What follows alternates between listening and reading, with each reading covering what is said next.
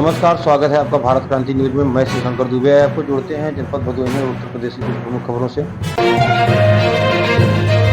आपको बताएं कि शासन के मंशानुरूप व जिलाधिकारी के आदेश क्रम में आज जनपद भदोही के औराई विकासखंड में औराई तहसील द्वारा और ज्ञानपुर विकासखंड में ज्ञानपुर तहसील द्वारा गरीबों, असहायों, निराश्रितों को कंबल वितरित किया गया।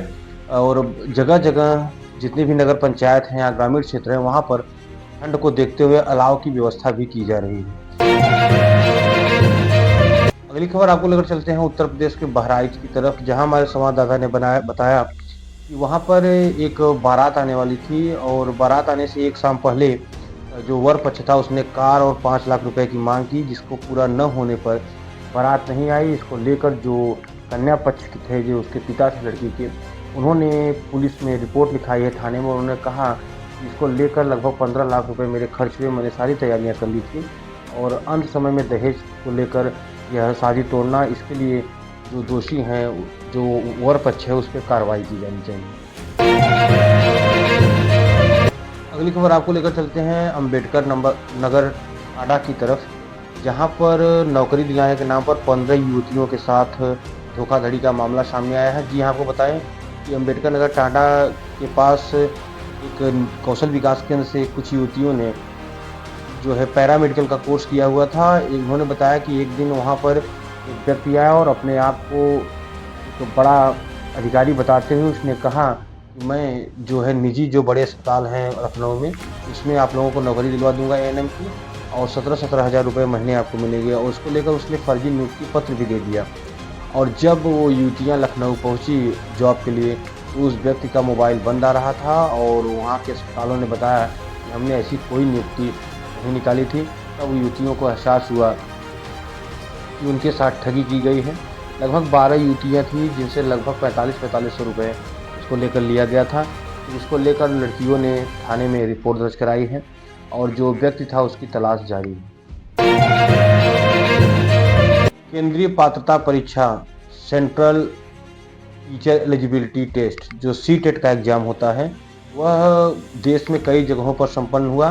इसी क्रम में प्रयागराज में एक मामला सामने आया, जहां एक लड़की को दूसरे के स्थान पर परीक्षा देते हुए पकड़ा गया और उसको पकड़कर जेल भेज दिया गया है। उस युवती से पूछने पर बताया गया कि 50,000 रुपये में डील हुई थी और 10,000 रुपये शुरू में ही उसको मिल चुके थे। अतुल सुभाष केस के बाद कई मामलों पर जांच की जा रही है। इसी में एक आंकड़े आपको बताएं, प्रयागराज से एक आंकड़े आए हुए हैं दहेज उत्पीड़न को लेकर। बताया गया कि जितने भी केस दर्ज किए गए, विवेचना करने पर पाया गया कि 30% केस फर्जी दर्ज किए थे दहेज उत्पीड़न के। इससे प्रमाणित हो रहा है इस सर्वे से कि तमाम, एकमात्र ये अतुल सुभाष की बात नहीं है, तमाम पुरुष इससे प्रताड़ित हैं। आपको बताया कि वाराणसी से 2 बड़ी घटनाएं सामने आ रही हैं एक्सीडेंट की।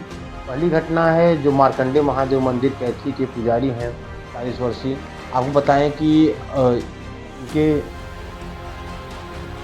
2 बेटे हैं, लव और कुश करके। ये अपने ससुराल गाजीपुर गए हुए थे और लौटते समय एक हाईवे पर खड़ी ट्रैक्टर पे भिड़ गए और भिड़ने से इनके सर पे काफ़ी गंभीर चोट आई। अस्पताल ले जाने पर इन्हें डॉक्टरों ने मृत घोषित कर दिया। आपको बताएं कि इससे पूरे कैथी क्षेत्र में काफ़ी शोक का माहौल है और परिजनों का भी रो रो कर बुरा हाल है। और ये मार्कंडे महादेव मंदिर के पुजारी भी थे।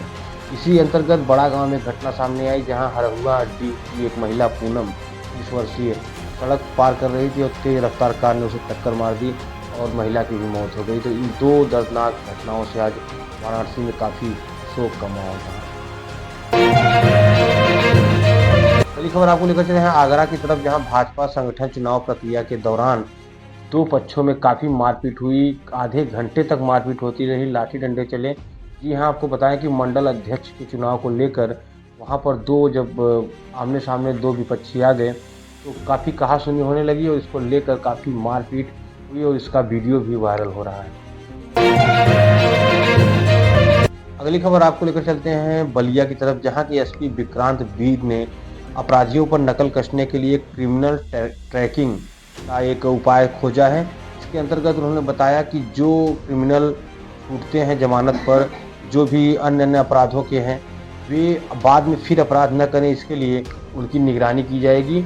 इसके लिए बाकायदा एक क्रिमिनल ट्रैकिंग सेल का गठन किया गया है और इससे अपराधियों पर नकल कसी जा सकेगी।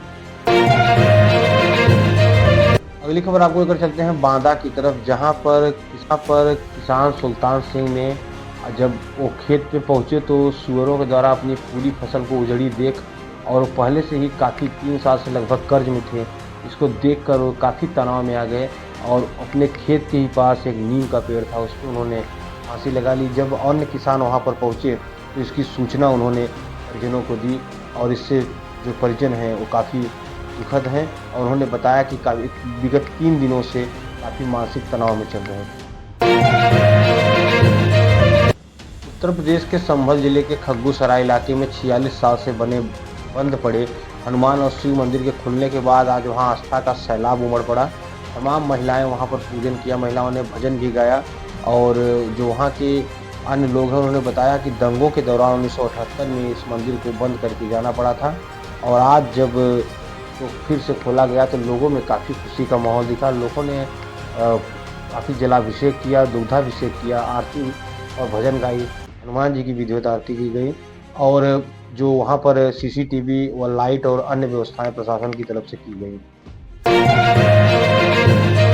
और आपको लेकर चलते हैं हमीरपुर की तरफ, जहाँ एक मजदूर सूरत में नौकरी करता है। उसकी पत्नी ने उसके फ़ोन पे 5,000 रुपये की मांग की बच्चे के जन्मदिन मनाने के लिए। उसके मना करने पर पत्नी ने अपने समेत दोनों बच्चों को भी कीटनाशक दवा पिला दी। इससे जब हालत बिगड़ गई तो उसके जो ससुर थे उन्होंने 112 पे पुलिस को फ़ोन करके बुलाया और पुलिस उन्हें एम्बुलेंस के द्वारा सीएससी ली गई। अब उनकी हालत में सुधार पाया जा रहा है। अगली खबर आपको उत्तर प्रदेश के बागपत की तरफ लेकर चलते हैं, जहां एक ऑनर किलिंग का मामला सामने आया है। आपको पता है ऑनर किलिंग मतलब जब कोई अपने सम्मान के लिए किसी की हत्या कर दे। एक मामला सामने आया जहां एक भाई ने अपनी ही नाबालिग बहन को चुनरी से गला दबाकर हत्या कर दी और जब वहां पर मौके पे पुलिस पहुंची तो उसके शरीर पे चोट के निशान थे जिससे हत्या की आशंका हुई।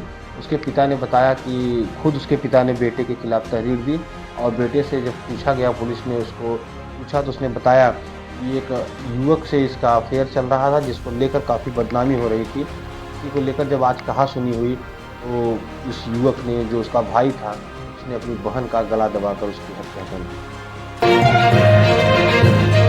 उत्तर प्रदेश के ललितपुर में ऑटो और कंटेनर की भीषण टक्कर से 2 लोगों की मौत हो गई है और दर्जनों से ज़्यादा लोग घायल हो गए हैं। पूरे उत्तर प्रदेश परिवहन को पूरे देश में सड़कों के हादसे को लेकर विशेष एक मंथन करने की अब ज़रूरत आ गई है, क्योंकि सड़क हादसे दिन ब दिन बढ़ते जा रहे हैं और बहुत ही तेज़ी से घटित हो रहे हैं। आपने भदोही से एक खबर सुना होगा कि 24 नवंबर को एक युवती गायब हो जाती है और 29 नवंबर को उसकी लाश मिलती है। यह युवती राजकुमार विश्वकर्मा की पुत्री थी और अभी तक 29 नवंबर से उसके लाश मिलने के बाद कोई कातिलों की खोज नहीं की जा सकी है।